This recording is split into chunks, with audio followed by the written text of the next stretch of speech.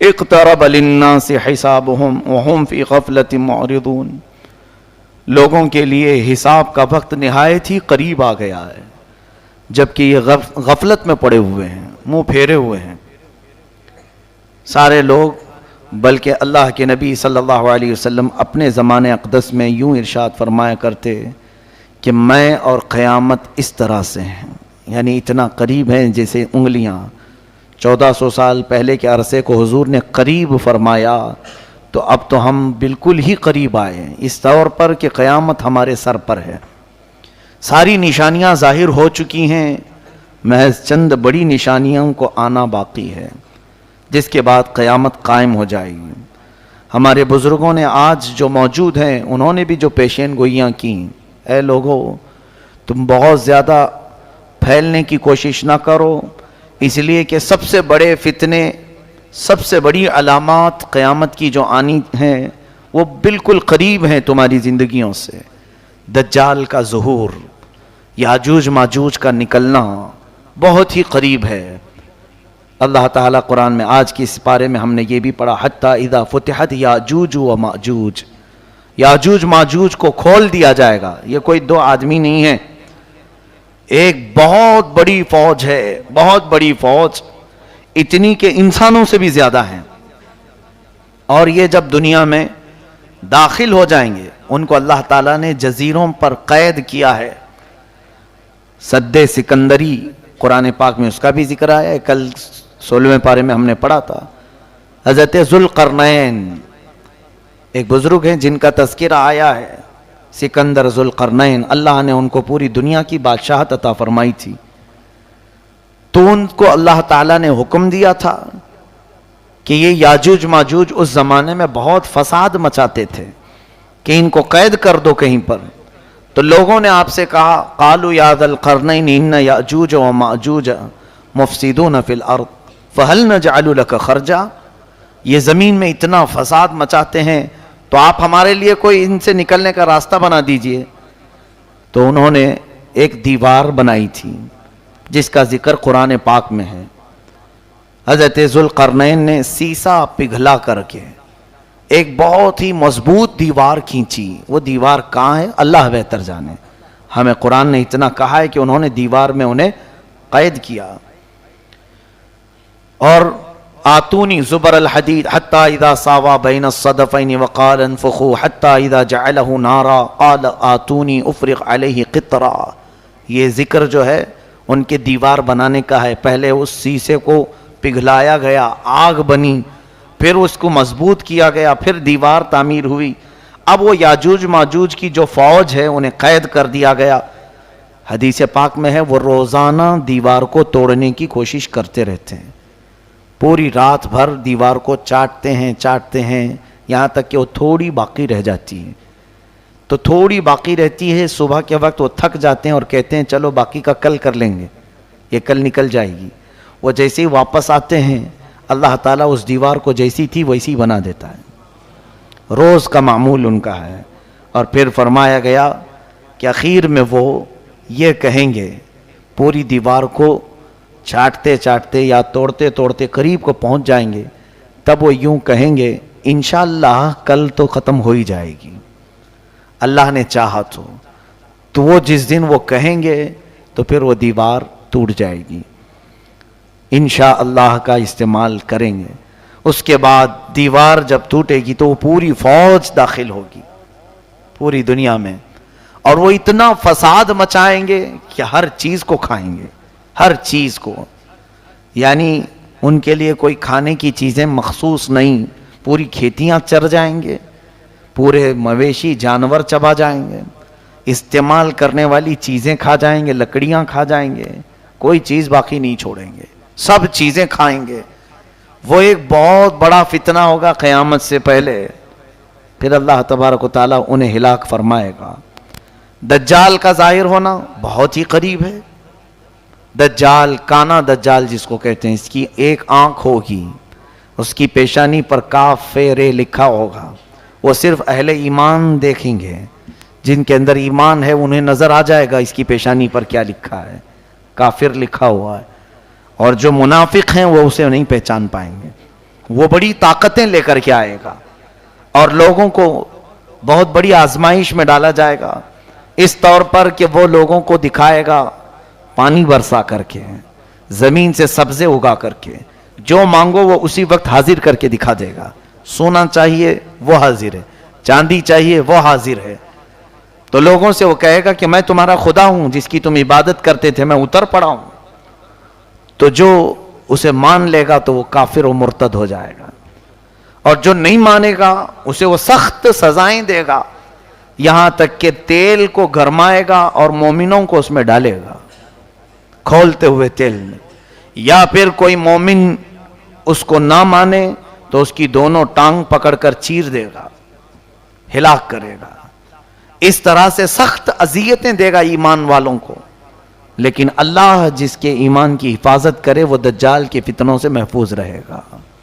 حضور اکرم صلی اللہ علیہ وسلم دعا کیا کرتے تھے، نعوذ بک من فتنة المسیح الدجال، اے مولا ہم تیری پناہ مانگتے ہیں مسیح الدجال سے، یہ کانا جو دجال آئے گا۔ تو اے لوگوں آپ بھی دعا میں مشغول رہیں، اس لیے کہ وہ زمانہ نہایت قریب۔ مجھے تو نظر آتا ہے کہ جو جو علامتیں دجال کے ظاہر ہونے کی بتائی گئی تھیں وہ سب آ گئی دنیا میں۔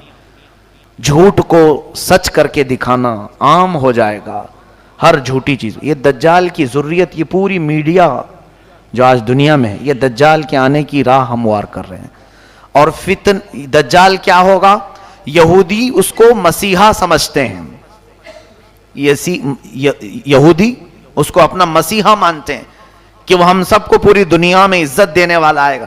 تو دجال کے آنے کے لیے یہودی پوری فیلڈ ہموار کر رہے ہیں، جگہ جگہ جو تمام چیزوں کا قبضہ، پورے سونے پر ان کا قبضہ ہے آج، جیولری، گولڈ، اتنے تعداد میں یہ جمع کرتے جا رہے ہیں، کیونکہ یہ دجال کے کام آنے کے لیے، اور دجال ان کے لیے مسیحا ہے، بظاہر مسیحا۔ وہ یوں سمجھتے ہیں کہ ہمیں جنت دلانے والا آنے والا ہے۔ دیکھا نہیں آپ نے، یہودی اکثر چیزوں میں، اپنے برانڈ میں یا اپنے لوگوں میں ایک آنکھ کا استعمال کرتے ہیں، وہ ایک آنکھ کا استعمال دجال کی علامات ہیں۔ وہ دجال کی پوجا بھی کرتے ہیں، عبادت بھی کرتے ہیں، اور اس کے آنے کی دعائیں کر رہے ہیں آج پوری دنیا میں۔ سال میں پورا اجتماع ہوتا ہے یہودیوں کا، اور وہ بار بار دعا کرتے ہیں کہ وہ جلدی سے آ جائے۔ تو یہ یہودی پوری اس کی فوج تیار ہے آج، سارا یعنی فیلڈ تیار کر دی گئی۔ یہ بھی حدیث پاک میں آیا ہے، دجال کے آنے سے پہلے پہلے یہودی اور عیسائی تمام ملکوں کو فتح کرتے کرتے حرم پاک تک پہنچ جائیں گے۔ حرمین طیبین چھوڑ کر، مکہ مکرمہ اور مدینہ طیبہ چھوڑ کر تقریباً پوری دنیا پر یہ قبضہ کر لیں گے۔ یہ حدیث پاک میں یہ ہو کے رہے گا، اور یہ پہنچ گئے، آج عرب میں بھی پہنچ گئے۔ آج عرب کے تمام ایئرپورٹ، سعودی عرب، اصل میں اس کو سعودی کہنا مناسب نہیں سمجھتا، وہ عرب شریف تھا، ان ظالموں نے اس کو سعودی بنایا ہے، پہلے نہیں تھا یہ سعودی، اس کو انہوں نے اپنے خاندانی نام سے ملک کو تجویز کیا ہے۔ وہ عرب ہے، حجاز ہے حضور کے زمانے کا۔ وہاں اب تقریباً سیکورٹی کے تمام معاملات بادشاہوں نے اب اسرائیل کو دے دیا ہے، یہودیوں کو دے دیا ہے۔ حتیٰ کہ ابھی نئی خبر یہ بھی ملنے کو آ رہی ہے کہ حج اور عمرے کے تمام انتظامات اسرائیلی کمپنی کو دیے جانے والے ہیں، یعنی وہ بہتر سے بہتر سیکورٹی فراہم کریں گے۔ کتنے سالوں سے، کئی 100 سالوں سے اسرائیل کا اور عرب کا کوئی تعلق نہیں تھا، سفارتی تعلق نہیں تھا۔ ابھی جا کر کے یہ تعلق بھی قائم ہونا شروع ہوا کہ براہ راست سعودی عرب سے پروازیں، طیارے، پلین اسرائیل جا سکتے ہیں، آ سکتے ہیں۔ یہ ساری چیزیں ہموار ہو گئیں، ان کی تمام دوستی کھل کر کے آ گئی اب، یعنی یہ یہود کو عرب میں داخل کرنے کے تمام راستے پیدا کر چکے ہیں۔ کیا یہ علامات نہیں؟ حضور صلی اللہ علیہ وسلم کی حدیثیں پڑھو، دجال کے آنے کی اور کیا علامات ہیں؟ فرمایا عرب جب کثرت سے گناہ میں مبتلا ہو جائیں گے، کثرت الخبث، یعنی خباثت عام ہو جائے گی۔ اسی کی تو ایک کڑی ہے کہ اب عرب میں بیچ بننے جا رہے ہیں، سینما تھیٹر کھلنے جا رہے ہیں، جوئے کے اڈے اوپن ہو رہے ہیں. یہ میرے آقا نے فرما دیا تھا عرب جو ہے خباثت میں مشغول ہو جائیں گے، علل اعلان برائیوں. پہلے سے تو تھی ان کے اندر لیکن اب کھل کر کے. یہ دجال کے آنے کی بڑی بڑی علامتیں ہیں. دریائے تبری جس کے متعلق یہ فرمایا گیا اس کا پانی سوکھ جائے گا تب دجال آ جائے گا. ابھی ہم نے رپورٹ میں دیکھا ہے کہ 2 یا 2.5 فٹ پانی اس میں بچ گیا ہے دریائے تبری میں. یہ تمام چیزیں اتنی قریب ہیں اور میرا مولا فرماتا ہے اقترب للناس حسابهم وهم فی غفلۃ. بہت ہی قریب آ گیا ہے لوگوں کے حساب کا وقت جبکہ یہ غفلت میں پڑے ہوئے ہیں. ایسا لگتا ہے کہ کچھ حساب دینا ہی نہیں ہے. قیامت کے آنے کے آثار تمہارے لیے سب چیزیں جو میرے آقا نے فرمایا سب کھل کر کے آنے لگیں. پھر کیوں ہم واپس جانے کی انتظار میں نہیں؟ اپنے لیے تیاریاں. آج دیکھیں بچہ بچہ گھر میں اپنے ماں باپ سے ایک چیز پوچھتا ہے عید کے میرے جوڑے کون سے ہیں. ماں باپ یا پھر تقریباً آج اکثر لوگوں کو آپ کسی مارکیٹ میں ہی دیکھیں گے سارے بازار بھرے ہوئے ہیں آج. کیوں؟ عید کی خریداری ہے. عید میں پہننا تو ہے میاں، ابھی عید تو 15-20 دن باقی ہے لیکن تیاری اب سے شروع ہے. ٹیلروں کے پاس جانا اور پھر اپنے سجنے سنورنے کے سامان لینا، یہ سب چیزیں ہو چکی. تقریباً عید آنے سے پہلے پہلے سب کے کپڑے تیار ہیں. گھر میں کیا بننا ہے یہ بھی تیار ہے، گھر میں کیسے سجاوٹ ہوگی یہ بھی تیار ہے، سب تیار ہے. ایک دن کی عید کے لیے ہم مہینہ بھر سے تیاریاں کر رہے ہیں. میرے عزیزو قیامت میں مولا کے حضور کھڑے ہونے کی کیا تیاری کی؟ کون کون سی تیاریاں ہمارے پاس؟ کبھی اپنے بچوں کو سکھایا کہ بیٹا وہاں رب تعالیٰ تو تجھے ننگا کر دے گا، تو کیا پہنے گا؟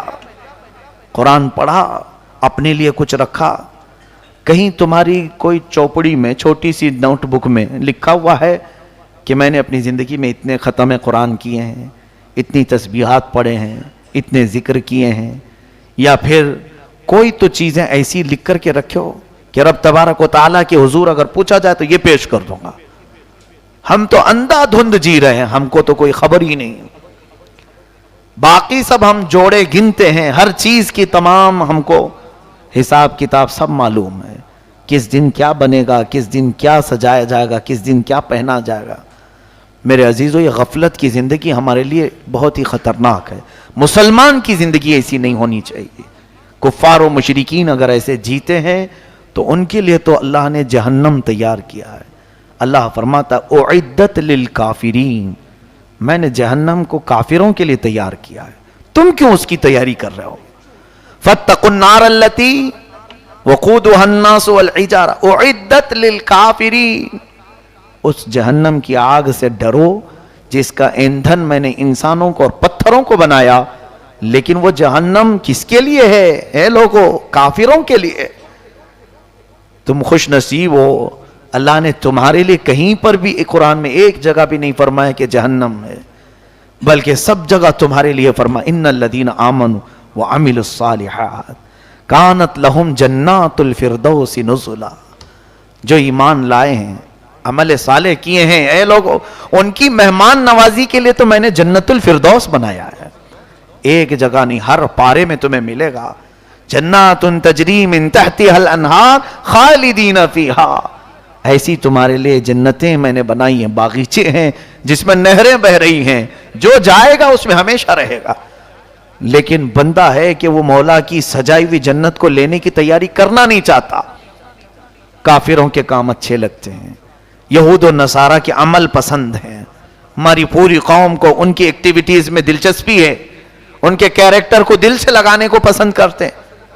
باقی رہی بات مصطفیٰ کریم صلی اللہ علیہ وسلم نے جو اخلاق کریمانہ دیے تھے، اور اسی لیے سچ فرمایا تھا میرے آقا نے، دنیا میں ایسے جیو جیسے مسافر رہتا ہے، بہت جلدی تم چلے جاؤ گے یہاں سے، اور ہمیشہ کی زندگی کو کیوں یہ چھوٹی سی زندگی پر قربان کرتے ہو؟ یہاں جتنا بھی عیش کرو گے عارضی ہوگا، ٹیمپرری ہوگا. ارے دیکھتے نہیں یہاں کپڑے بھی پرانے ہوتے ہیں، دیکھتے نہیں یہاں پر چیزیں بھی پرانی ہو جاتی ہیں، بہت جلدی پرانی ہوتی ہیں. اور تم دیکھتے دیکھتے ابھی تمہاری جو جوانی ہے وہ جھریوں میں بدل جائے گی. ابھی چہرے پر رنکلز آنے شروع ہو جائیں گے، دانت جھڑنے شروع ہوں گے، بال سفید ہونے لگیں، کمر جھکنے لگے گی. دنیا کا تو قرار ہے ہی نہیں کسی چیز پر. بہت تیزی سے تمہارے اندر تبدیلی لا رہی ہے. کیا اپنے پچھلے حالات دیکھتے نہیں؟ ذرا شیشے میں جا کر دیکھ لینا، چند دن پہلے یا چند سال پہلے تمہارا چہرہ کیسا تھا، آج کیسا ہے. بدل رہا ہے کہ نہیں بدل رہا؟ بوڑھے لوگ اپنے چہرے دیکھیں، کیا ان کے بال کبھی کالے نہیں تھے؟ کیا ان کے چہرے جگمگاتے نہیں تھے حسن سے؟ بہت جلدی تمہارے چہروں پر بھی جھریاں آ گئیں، بدل گئے. تو کیوں یہ نہیں سمجھتے کہ یہاں کی کوئی چیز میں قرار ہے ہی نہیں، پائیداری ہے ہی نہیں. بہت تیزی سے دنیا ہماری ساری چیزیں بدل دیتی. لیکن مولا فرماتا ہے جس کو میں نے جنتی لباس پہنایا وہ کبھی پرانا نہیں ہوگا. جنتی جو بھی اندر جائے گا وہ کبھی بوڑھا نہیں ہوگا. جو جوان ہے جوان ہی ہمیشہ کے لیے. وہ پائیداری ہے، اس کے اندر استقرار ہے، قرار ہے. ان تمام چیزوں کو چھوڑ کر بندہ اپنی غفلت میں جی رہا ہے. اسے مختصر سا عیش چاہیے. خیر، اللہ ہمیں دنیا کی مکاریوں اور عیاریوں سے بچائے. بس دنیا سے اتنا لے لو جتنا جینے کے کام آ جائے، اتنا حاصل کر لو جتنا یہاں سے زندگی گزر جائے. لوگوں کے سامنے ہاتھ پھیلانا نہ پڑے، اللہ اپنا محتاج بنائے رکھے، بس اتنی زندگی گزار لو. باقی رہی بات بہت زیادہ پھیلنے کی تو جنت میں پھیلا لو، وہاں زیادہ سے زیادہ پھیلا لو جتنا ہو سکتا ہے. تم کثرت سے دعا کرو. حدیث پاک میں ہے تمہیں ملے نہ ملے دنیا میں دعائیں، قیامت کے دن پہاڑوں کے برابر نیکیاں اسے دی جائیں گی. پوچھے گا بندہ یہ کہاں سے مولا، میں تو اتنی نیکیاں کیا نہیں تھا. رب تعالیٰ فرمائے گا اے بندے تو دنیا میں روز مجھ سے مانگتا تھا، میں نے تجھے دیا نہیں، وہ سب یہاں کے لیے جمع کر رکھا تھا. بندہ کہتا ہے کاش میری دنیا میں تو کوئی دعا قبول نہیں کرتا، کوئی نہیں قبول کرتا، سب یہاں کے لیے رکھتا. تو آج تو میں فخر سے جنت میں سب کو بتاتا کہ میں سب سے زیادہ نیکیاں جمع کیا ہوں.